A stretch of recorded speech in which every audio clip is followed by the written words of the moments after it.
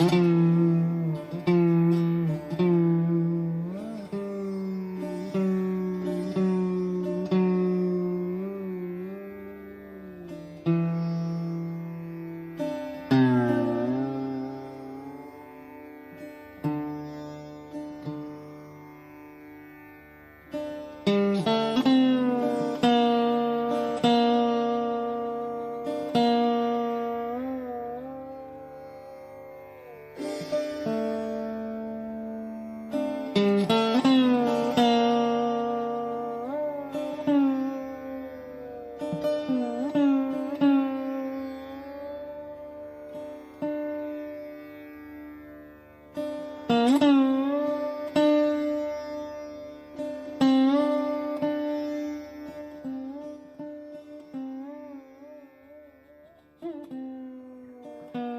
Shri Mataji.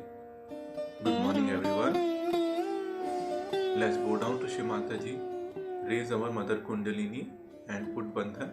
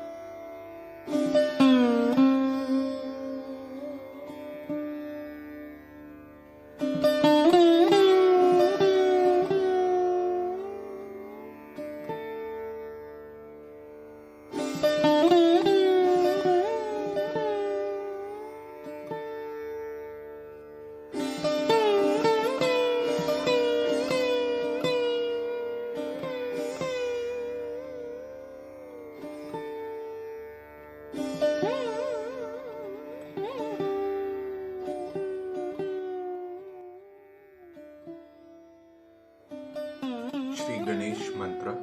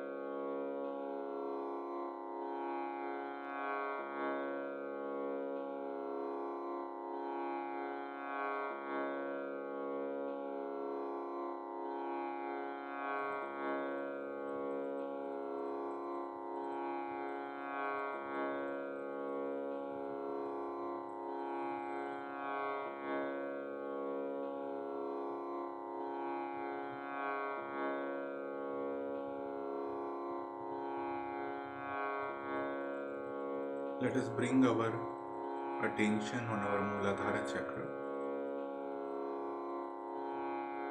and put our both hands on the floor.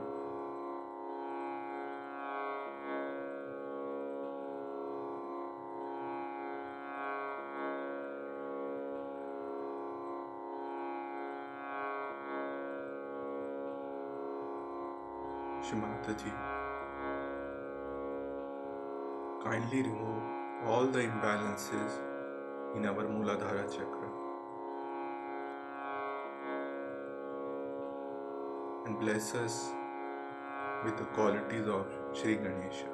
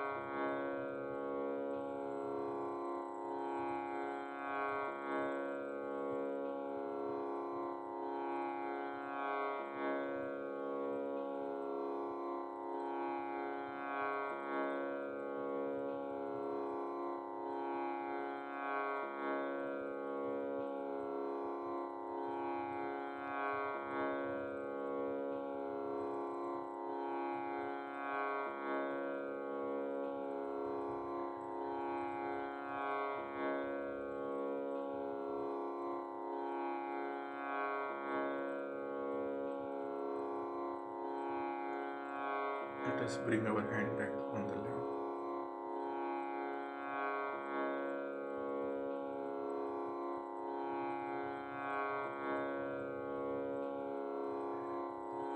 Let us move our attention from Muladhara to Sahasrara through our central channel slowly.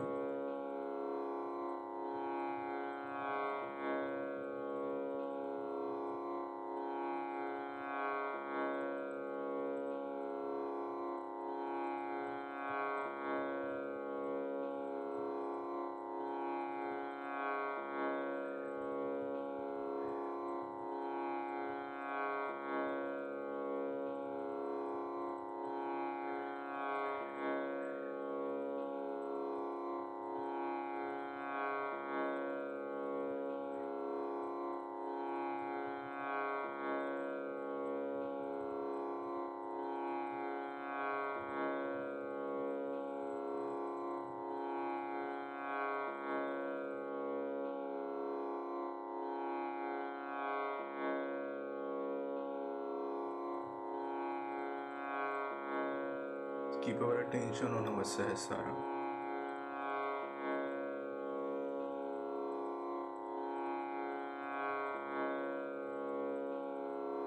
Shri Mataji, kindly bless us with the thoughtless awareness state.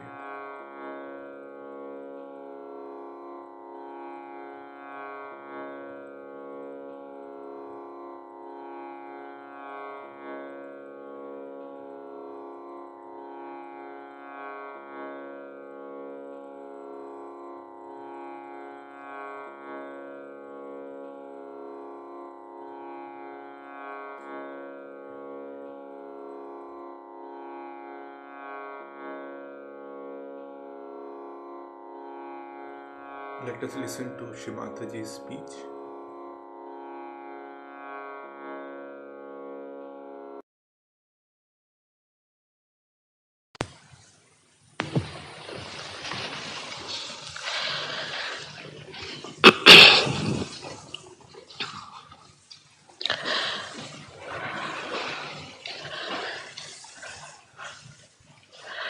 The other day on the radio, they asked a very nice question, which I think I should handle first. And the question was, what is the difference between other sects and Sahaja Yoga? It's a very good question because it gives you a relative idea as to what is reality and what is not. First of all, we should see what is the need of Sahaja Yoga. Sahaja, as you know, is Saha means with, Ja means born. Is born with you, means is spontaneous. It is with you. What is with you is the right to be united with the divine. That is, to be in yoga, to be united with God. Now there are people who just don't believe in God either. It's quite possible. They are frightened to hear the name of God because of various experiences they have had, the various ideologies that have prevailed. But God exists, no doubt, whether you like it or not. But unless and until you have felt the existence of God, to believe in God is difficult. One can understand that. Now, what is Sahaja Yoga? In Sahaja Yoga, what actually happens to a personality is this, that the sleeping power, or we can say unawakened power within you, which is your germinating power, arises, passes through the various subtle centers within you and pierces through this fontanelle area, and what we call it as a baptism, as a blessing or the grace of the Holy Ghost, you get your realization. It's a happening. It's actualization. It is living. It is living. It is the blessing of the living God, not of an artificial one. Like anybody calling you, say, all right, let me baptize you, and just puts their hand on the head. it may not be baptism at all, because how can he? Because he has not raised your Kundalini. It's like any seed, supposing we have, and the seed, we say that this seed is living. All right, how do you prove it? Unless and until you germinate it, how can you prove that it's a living thing? So the germination has to take place. Unless and until that happens, how can people believe in anything, whatever you may call it? So this rebirth has to take place, as everybody has told. Now we need not sort of deny all that, defy all that, but we can keep ourselves open to understand what is the thing they are talking about. Now why? What is the need? What is the need for a person to get his realization? That's the main thing. First of all, people have said you are the spirit. All right, we may be. So why? What is the need to be the spirit? We are all right as human beings, as flesh, everything. What is the need to be realized? And once you understand the need, then you will understand what is Sahaja Yoga and what our other sects are. The need is this, that you are a part and parcel of the whole. Like a big primordial being you can think of, and he has many cells, and you are one of the cells. But you are not aware of it. You are not yet collective. Now the difference between collective and a mass system is different. In a mass system, you can hypnotize complete mass. They'll start dancing, jumping, screaming, shouting. You can do what you like to masses. If the masses are of a weak-minded thing, you can ask them to commit suicide. You can tell them anything they will do if you just want to use the mass media. Like they become hysteric. Actually, it is a special thing within us which makes you mimic others. Is a very ancient thing within us, very, very ancient. That we were, as animals, we used to do that. See, you have seen birds. Have you ever seen the birds like cranes flying out? They always go in a triangular way. And as the leader turns, all the rest of them follow it very automatically. So that's this instinct we had to follow others, you see, to copy others. That's a very deep training to our being, that we try to follow others. And that's why what happens, we see some people going somewhere, so we think, oh, we should also do the same thing. Is that competition between us? See, this competitiveness has also come from the same seed within us of copying others. You see, we try to copy others. Like clubbing. Now we have a club, say, club of people who dress up like white suits and things, and there are clubs with the certain type of dress, or you can find, as I last time told you, yards and yards of black suitings. You see walking in elite societies. It's just clubbing, you just want to club it together, put it together. Then uniforms are there, and then you have to wear the uniforms, and you sort of feel that you are a part of the mass. It's a part of the mass now. Again, this is a mass thing. But Sahaja Yoga is a collective thing. People talk of collectivity. All of them talk of collectivity. But it is only rational. It is artificial. For example, a husband and wife must live together happily. Now the reason for that they give is that if they don't live happily, this will happen to children, that will happen to children, that will happen, and that it may be that it won't be good for both of them. So we reason it out, go to a point, a rational point, we call it a logical point, where we say, all right, we should not give up the relationship between husband and wife. But supposing husband and wife get realized, then what happens? They become aware of their duty as parents, aware. Awareness is a very different thing from just be in mass. Like husband-wife feel that, you see, marriage is not thinking, but you just feel it within yourself, not as a feeling of emotional style, but actually it becomes your being. For example, after realization, you start feeling the cool breeze in the heart. But supposing the husband and wife are trying to deceive each other, immediately the vibrations will go away. They'll feel no cool breeze. It's finished. They cannot proceed more further with it. Supposing a person has bad habits, say some dirty habits he has developed in his childhood and is continuing with it. After realization, if he starts indulging into it, immediately he'll find he's feeling uneasy and his vibrations are lost. He becomes aware, means on his central nervous system he can feel the bad effects of what we call as bad. He feels burning, he feels different centers are in trouble. I mean, he can feel it just like as you can feel it hot and cold on your fingers. So when you become aware, then real collectivity can come. It is not a rational thing to say, oh, we are interdependent and we have to help each other. We must do this in a way that nobody should be harmed, that we should not be harmed, and all this rationality is not needed. For supposing tomorrow, if somebody tries to put a pin through, immediately the another hand will go there and hit the person and this hand will go back. All the body will react automatically.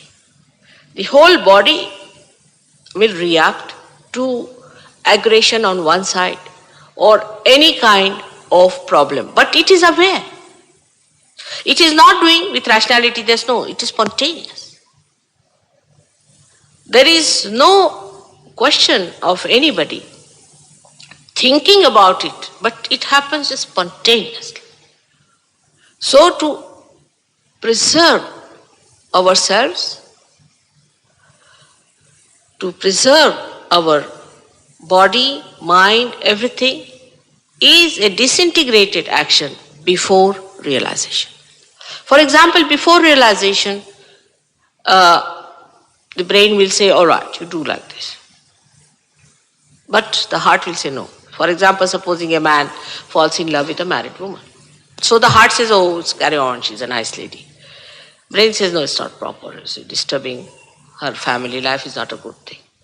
The dharma, the religion part in the stomach, which is also a reality. It is not the dharma we talk of in the church or anything. The gentleman can come here, please. There's a seat here. May God bless. So that can be done, and but the realized person does everything in an integrated way. In an integrated way. Like if he is in love with a married lady, immediately he cannot fall also. He cannot fall in love with a married lady. Just will not. He just doesn't do. No question of then saying, lead us not into temptation. You just don't do bad things. You just don't like it. Because you become aware, and the awareness is not rational at all. We cannot think of awareness which is not rational. Because whatever is not rational, according to us, is nonsensical, is erratical, is arbitrary, is nonsensical. But it is a sense that develops within you. It's an actual sense within you that develops. Not the way it is developed with thinking, the sense with your mind, but the sense in your organs, in your body, in your being, in your heart, that you just don't do it. This is awareness and this is collectivity. And those who cannot rise to collectivity cannot be good surgeons. And once you understand that this comes through the awakening of your spirit, then you understand all the problems of the world can only be solved if human beings become that collective being. That collective being is the spirit. And this collective being, if it is somehow awakened in our attention, then we automatically become that. Automatically we become collectively conscious. We don't have to rationalize it, just there. Means a little child will immediately say, oh, mother, see, this man has got problems. How do you know? Oh, all my fingers are burning. That person is not denounced because he is not well, whatever may be the problem. That person is not discarded, nor is told that he is good for nothing. But immediately you feel the problem as a witness of that person. And you have a power because you are collectively conscious. As you can correct within yourself, you can correct others also because you are collectively conscious. Means you have the power to correct another person, to relieve him of the pain, troubles and everything, to help him out, to cure him, to do whatever is needed, just by yourself.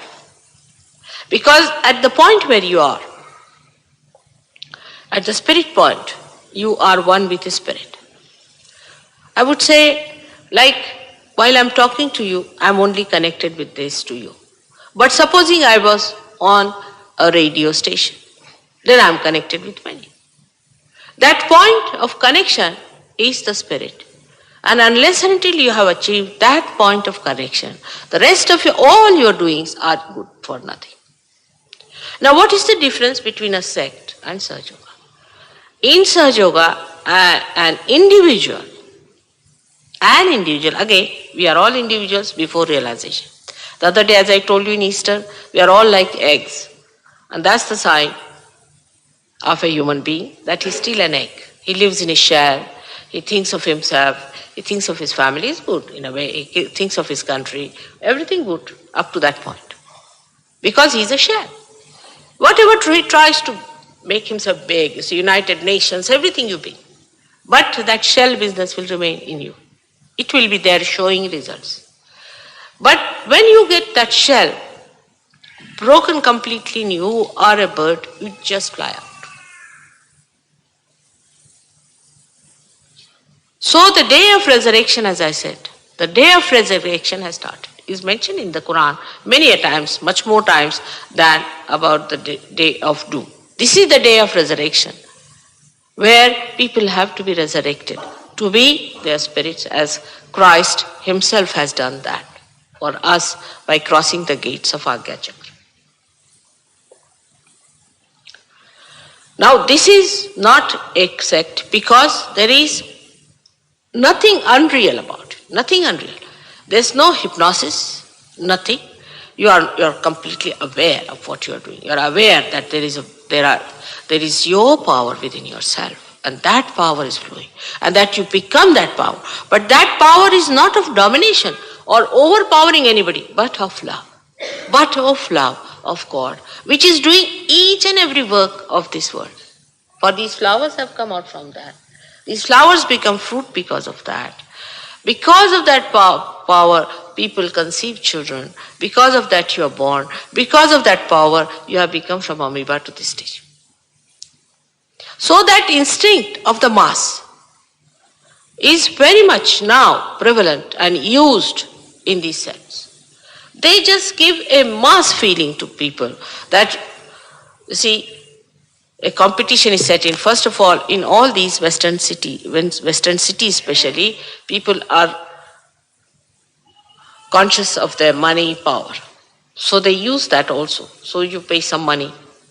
Like on a horse, you pay a certain amount, they pay for a sect. So much money I'll pay. The other says, have you paid so much? I mean, you will be surprised in the elite societies, they talk like that. Oh, these days, I'm having so much of money and I want to go and join a sect, this sect or that sect or that sect. Because a competition is set in. Anywhere you see these musicians and singers when they sing. Actually it was all maneuvered. It was all maneuvered in the beginning, that they get hold of some people who are weak-minded, who do not know their willpower. So to overpower them and use that instinct, that subconscious instinct in them, to excite them. And once they are excited, they all go mad, and they become hysteric. And that hysteria is used today out and out by all the sects. And that's why people are so crazy. If you look at them, you can't believe they are anywhere near God. How can they be? They all look crazy, possessed, mad people.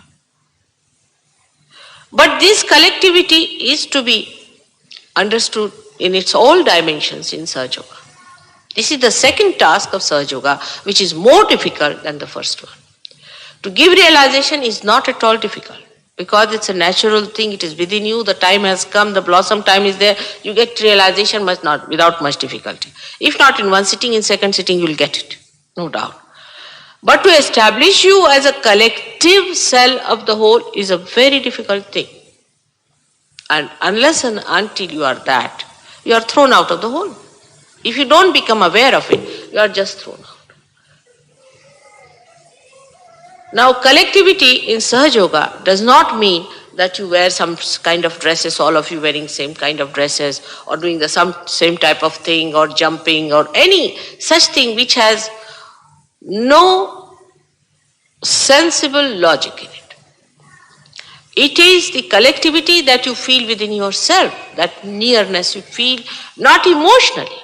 Also, I would say, people think it's an emotional attachment to people. It's not emotionally also. It is beyond emotions, it is beyond thought, it is the spirit. Because everybody has got this spirit in them.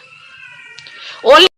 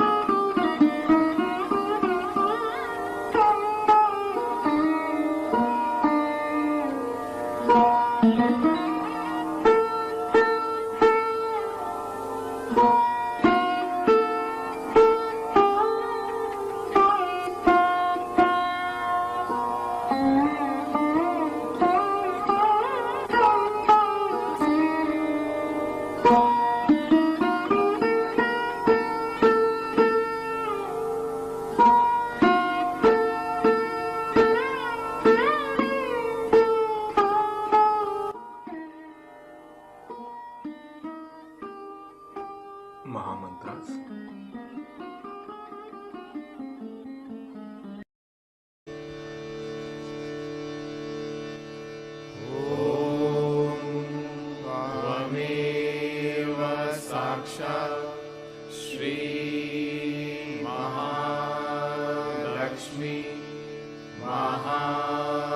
Saraswati Mahakali त्रिगुणात्मिका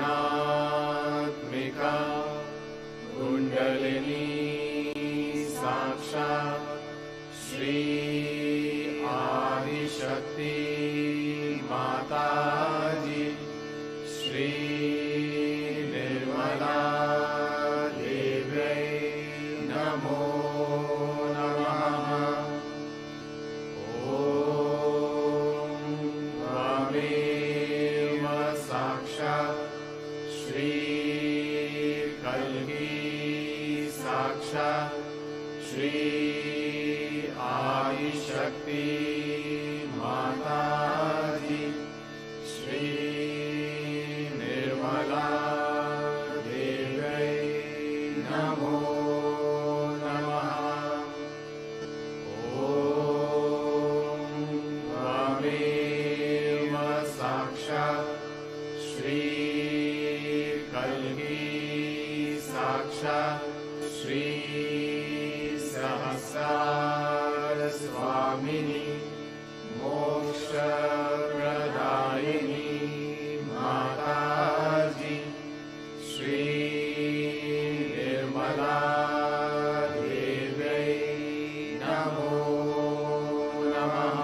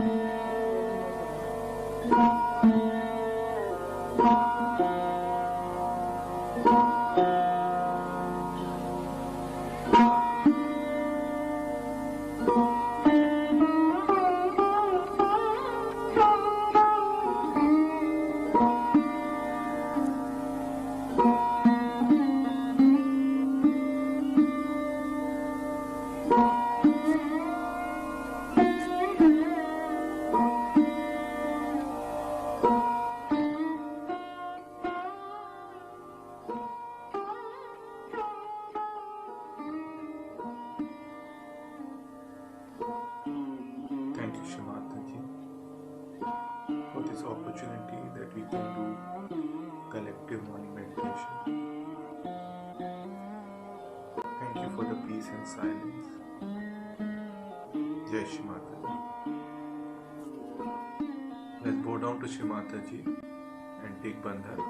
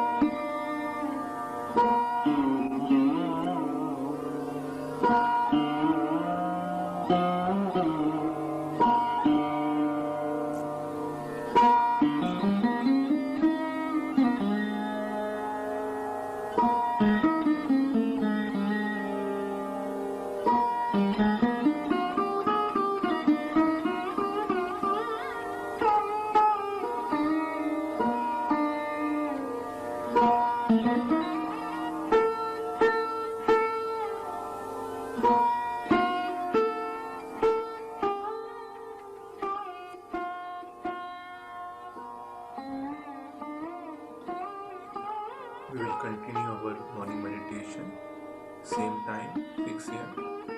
tomorrow. Jai Shri Ram.